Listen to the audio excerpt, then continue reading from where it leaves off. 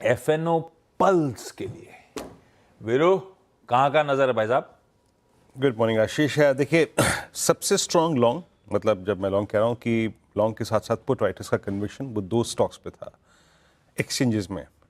BSE M6 सबसे strong long लेके गए और with strong put writers conviction, और कॉल्स में शेडिंग, यानी कॉल्स जो राइटर्स थे वो बाहर निकले पहले दो स्टॉक्स।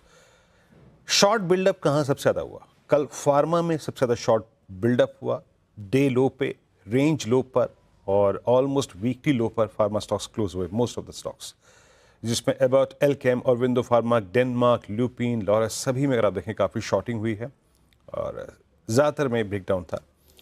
बैंकों में जिन बैंक्स में कल शॉर्ट कवरिंग विजिबल थी, देखिए उसमें HDFC बैंक तो नहीं था, लेकिन हाँ SBI, Kotak Mahindra bank, AU small bank specially जिसने अपना 50 DMA टेस्ट किया, 1020 का पॉजिटिव क्रॉसओवर, अच्छी पुट राइटिंग है। SBI में भी 750 से नीचे की स्ट्राइक्स में जितनी थी उसमें पुट राइटिंग विजिबल थी, तो इसलिए आपको इंपॉर्टेंस देनी पड़ेगी SBI की शॉर्ट कवरिंग को। केमिकल में कल शॉर्ट कवरिंग थी और इनफैक्ट फ्रेश लॉन्ग भी था, UPL, आरती इंडस्ट्रीज, एंड जहाँ मैं फ्रेश लॉन्ग कह रहा हूँ तो उसमें नवीन फ्लोरिन इसमें लॉन्ग था।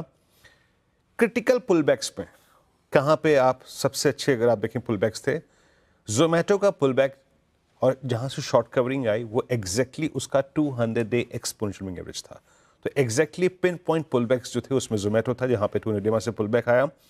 और फिर जिन स्पेस में शॉर्टिंग बननी शुरू हो गई है उसमें आपकी स्क्रीन पे आएगा एशियन पेंट्स, एस्ट्रल, बाटा, CG पावर, कोलगेट।